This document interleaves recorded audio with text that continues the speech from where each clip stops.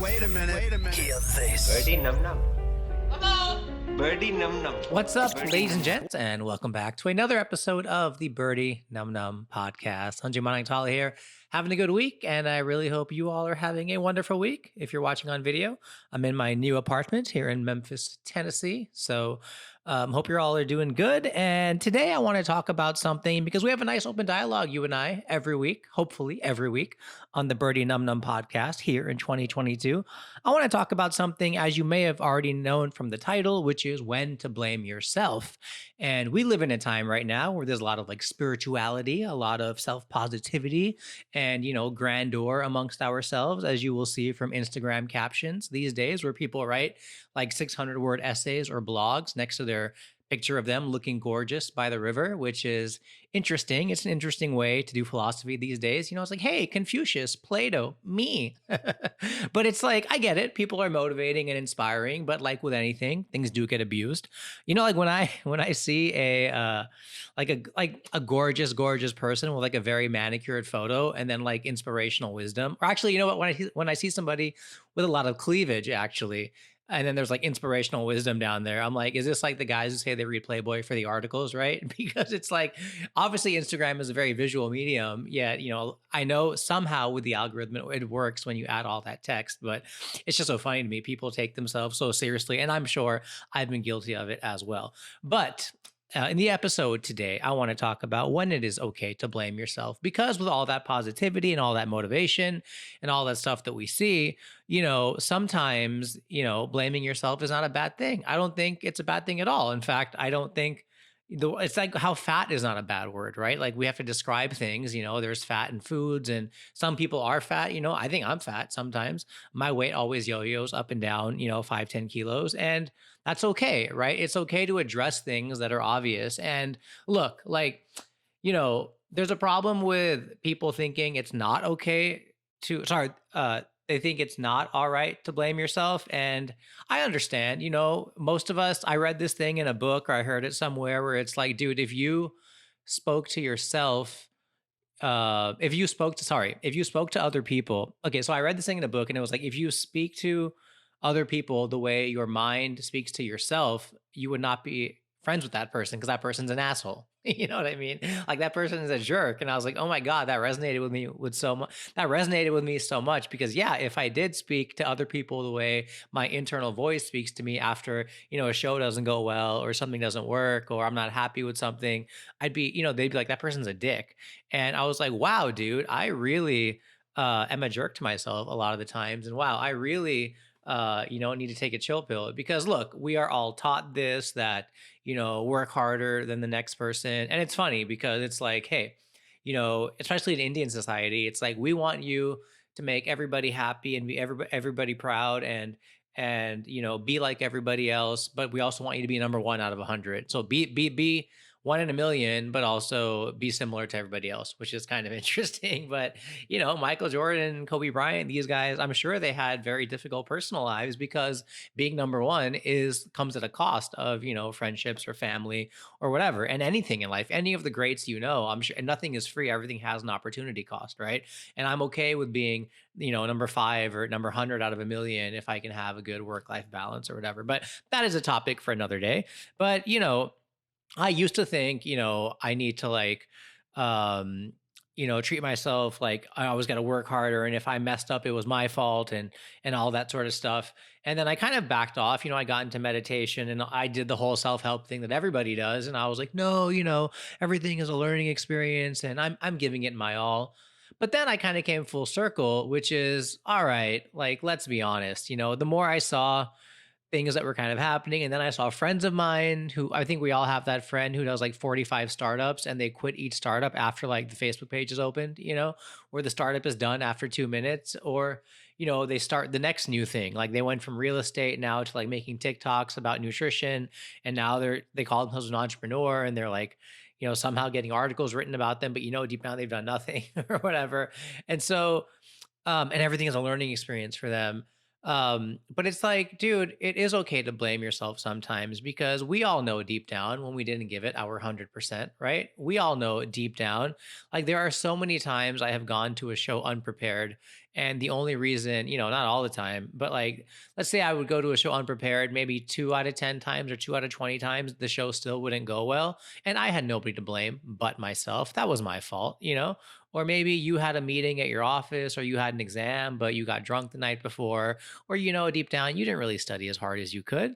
And I think that's all right, dude. It is okay to blame yourself a lot of the time. There's no need to be a jerk to yourself. There's no need to like constantly berate yourself. But like in this kind of day and age where it's like, participation trophies and other things, if you're not holding yourself to a higher standard, sometimes nobody else might, right? Like, dude, corporate America, for example, I don't know about corporate India, but corporate America, I feel is getting like really, really soft with a lot of things. And I get it. I appreciate it because for a lot of us, even for me growing up, I'm sure you have to be accommodating and there's diversity and stuff. But now like I watch a Hollywood movie and I'm like, there's like too many Indian people in this Hollywood movie. I feel like now they're like overdoing it and they're trying to overcompensate and they're putting in actors who may not be the best just because they're not white or just because they're brown or they're diverse, which is great. I get it. It's like an opportunity, but I still want to get into stuff on my own merits. I still want to know that I kind of did that irrespective of anything. And so I'm not saying that's all the brown people, but I'm just saying like the world is obviously getting in many places, if you're lucky enough, if you're fortunate enough to be in a place where they have these kind of open things going on, like yeah, it is very accommodating and whatnot. But at the same on the same note, the world is also still a very, very cruel place, right? And there is still a lot of hard knocks when it comes to life, like I talked about in one of my Instagram snippets the other day, which is like, dude, like when you don't get a swipe on Tinder or whatever, sure, nobody is going to call you ugly or no one's going to say they're not attracted to you, but I think that's what they're saying, right? Or maybe they just don't like your personality or whatever you wrote. But, I had a buddy of mine, he's a serial dater, goes on dates all the time. And, after the dates, if he was really into the girl, he would like message her or whatnot. And then sometimes they would go on second dates, sometimes they'd become boyfriend, girlfriend, other times it just would go nowhere. And then he told me something really interesting because he's like always dating. He's like, dude, I went on a date with this girl and I thought we had a great time and the strangest thing happened. And I was like, oh yeah, like what happened? And he's like, no, like the next day I asked her like to meet up again and she was just straight up blunt with me. She was like, hey, I'm just not attracted to you. So, like she didn't make an excuse like, oh, it's not the right time. I'm kind of busy or, hey, I'm kind of seeing somebody. She was like, yeah, I'm just really not attracted to you. And my buddy who's, he's nearing 40, whatever, like, he was like, that was really refreshing because, there's not somebody for everybody. And, it's okay. Like, I didn't take it personal. Like, I'm sure I know I'm not like an ugly dude or anything, but it just wasn't for her. And that's completely fine. And, dude, to be honest, like her rejecting me, it kind of not gave me thick skin, but it kind of like made me realize, okay, I'm good in my own ways, but I don't really need to take this too personally. And for both of them, it was like such not a waste of time, right? So I'm not saying go tell people you're not attracted to them if they're like on your head. I'm just saying like for all of us, we have to we know deep down when we goof up, right? We know that we can do better. Like I always tell everybody who listens to this podcast, I have learned so much from YouTube. I have learned so much from reading books, during lockdown and all that stuff. And I know deep down when the day has gone by and I didn't do much. And a lot of you know deep down when you're at your job and you collected that paycheck that this week you did jack shit and you earned it, but you're not going to tell anybody. So, you could do better, you could do worse, you could just kind of do average, but dude, you got to like, I mean, if you're constantly trying to self improve and if you're constantly trying to, be the better person, there's that balance between talking shit to yourself versus feeling sorry for yourself. And there's that balance between, being honest about your shortcomings and your successes, right? And on that note, like another thing is, I do a lot of stock trading these days because I had to pick up a new hobby during COVID. And, when it comes to like kind of praising yourself up versus talking yourself down, it's just like the news, right? We never focus on the good things, only the bad things. And in like stock trading stuff, there was this term that I heard on some show or some book, and it was like, the problem with a lot of stock traders is they shit like an elephant and they eat like a bird. which I thought was so funny and so apt for a lot of things, right? Especially how we talk to ourselves, right? Because shit like an elephant means when you take a loss in like stock trading, you're getting hammered. But then you're so scared from losing, the last loss of 500 bucks or $1,000 that when you finally win something, you like cash out at like $50. Like imagine you're gambling, which they're not exactly identical, but there's risk involved. But let's say you're gambling, and every time you lose $1,000, and every time you win, you're so scared you cash out your chips, even though you may be on a hot streak, or maybe you're playing against a worse poker player, but you're just so nervous that you're eating like a bird, like a pigeon now, where you're only making 100. So losing 1,000, winning 100, very big imbalance. You're going to be net negative, right?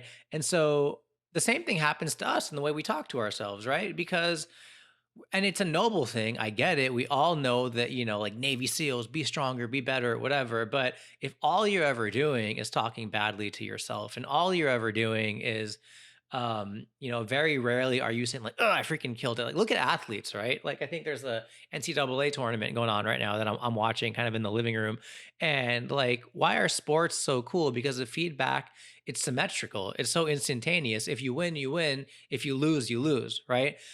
Or you get close to the score or whatnot, but that last second, but it's very like tangible and measurable, right? And so for most of us, we don't have that kind of relationship with ourselves or our careers or our family, where a lot of us have bad relationships with our parents because all we ever hear from them is the negative. Oh, you've put on weight, or you're not married, or this, that, or whatever, even though there's so many positives going on. And so the one person who does that the most to everybody is your own mind, right? Because I know me personally, it's like 90% negative thinking, and it's, like 10% positive thinking. And just a habit that I was reading this book called Psycho Cybernetics. I think it's a great book. A lot of you should read it. But it was like a simple exercise where the doctor or the author was just like, hey, every morning, just write down 5 things you did well. It could go as far back as in the third grade, I got an A+ on a test, or, 5 years ago, I did my first comedy routine at that big comedy club, or, I got a promotion 2 weeks ago at my job and that was great, or I did really well at the meeting. As simple, as trivial, as far back, as close back as possible, just get in the habit of writing down 5 things. It takes like 2 minutes to do every morning. It could be the same five every day, but just start conditioning yourself to kind of not just blindly positive thinking, blind affirmations, but building that deliberate habit, because it's so easy, dude, to think negatively. It's so easy to complain. Look at Twitter, look at social media. The only thing that gets attention is negative. And obviously algorithms on social media perpetuate negative thinking, because that's what a lot of people stop scrolling on. That's what a lot of people stop clicking on, right? So all I'm trying to say is, and this one's not going to be too long, like it's it's okay, to blame yourself. I personally think, okay, it's not okay to constantly blame yourself, but you got to own up, man. You got to take responsibility. That was my ice machine. I thought somebody was knocking on the door. I got so scared. But you definitely have to own up to these things, because it's like, if you don't, no one's going to do it for you. So I hope that made sense, you guys. I hope, let me know if you disagree, or if you don't agree. Sorry, if you, I'm blaming myself now, because randomly I thought I had it and I was just looking at my notes. But let me know if that made sense to you. Let me know if that helped you. I personally think get in the habit of talking yourself up at least for a few minutes a day.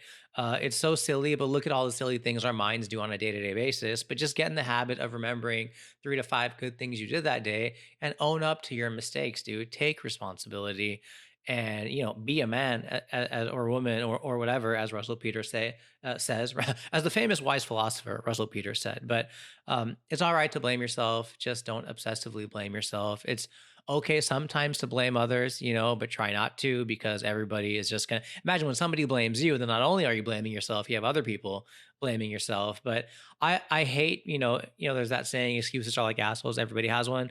I hate constantly making excuses, but sometimes it is okay. Like I did a show once, and I know I was going to wrap it up, but I just remembered one more thing. I did a show once, and I'm taught, coming from comedy, starting in Los Angeles, where it's so difficult that, no matter if there's one person in the audience, if it's only the waitress in the place, you still got to try to make him or her laugh. Um, and so, it's always on you, no matter what. And so I would do these shows in India, and I would like beat myself up after because they wouldn't go well. And then I would be like, dude, as I got more and more into it and I started seeing those same shows were doing great and those same jokes were working, I started to realize, dude, there was nobody in that audience who spoke English, yet they hired you or they didn't know, or you were the only comedian available or whatnot. So it's okay that you didn't do well. Like, you don't need to beat yourself up about this, right? Or dude, like, they got you for that show, but nobody was listening. Everybody was seated somewhere else. And yes, you still could have tried it. And I have done that many times, but sometimes things are out of your control, right? So finding that balance is trial and error. But dude, like it's hard out there, man, to do whatever you want to do. And so, just make sure you always keep yourself in check. Make sure you kind of praise yourself a little bit because that's really important. And then the more you do that, the more you'll know when it truly is your fault. And hopefully you take steps to fix that. You don't get drunk or you don't sleep in late or you have a bit of a schedule or you don't lose your temper or whatnot. And then you're going to find yourself blaming yourself a lot less and congratulating yourself a lot more. So I hope that made sense. I really hope that was helpful to you guys. I've been Sanjay Manaktala, and I will see you next week. Birdy num num. Birdy num num. A birdie num num. That's